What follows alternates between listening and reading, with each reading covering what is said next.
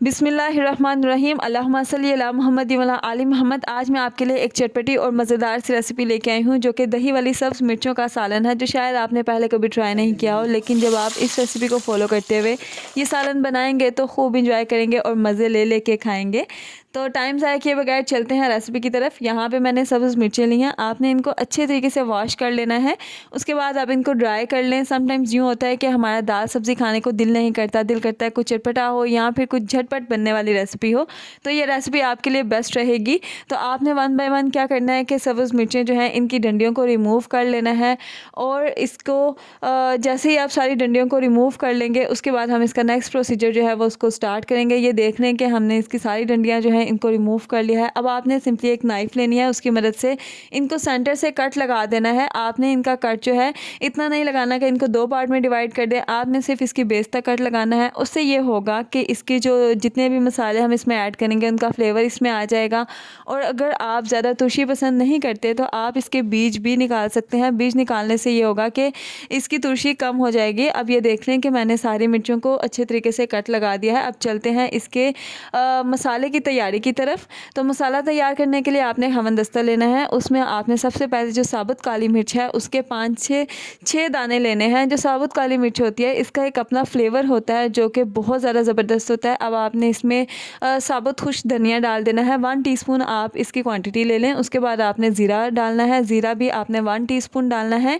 ये हमारे जो सीक्रेट मसाले हैं जो कि इस रेसिपी को 4 चाँद लगा देंगे। उसके बाद आपने इसको कूट लेना है। आपने इसको दरदरा रखना है, आपने बारीक नहीं करना।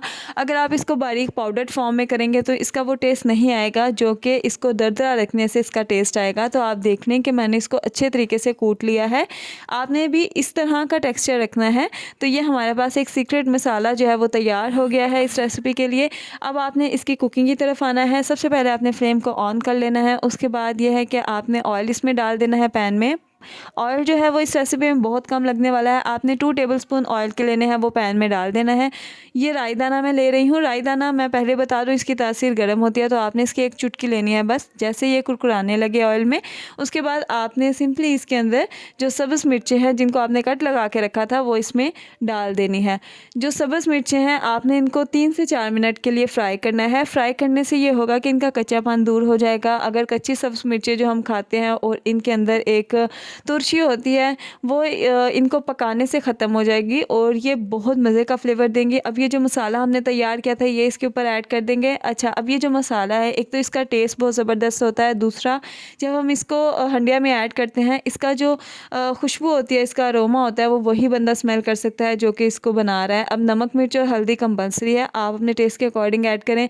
अगर ज़्यादा स्पाइसी नहीं आप पसंद करते तो आप सुर्ख मिर्च को स्किप भी कर सकते हैं क्योंकि ये मिर्चों की सालन हम बना रहे हैं। अब यहाँ पे हम दही ऐड करेंगे। दही जो है आपने 2 टेबलस्पून भर के लेना है। दही जो है ये इसका मेन इंग्रेडिएंट है जो कि इस रेसिपी को बहुत मज़े का कर देगा।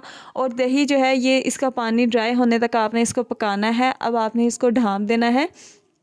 2 मिनट के लिए आपने इसको कुक करने के बाद इसको ढाँप देना है। ढाँपने से दही का पानी भी ड्राई हो जाएगा और दूसरा ये कि जो आपकी मिर्चें हैं वो ऑयल छोड़ देंगी। जैसे ही मिर्चें ऑयल छोड़ दें इसका मतलब है कि आपका मज़ेदार सा सालन तैयार हो गया है।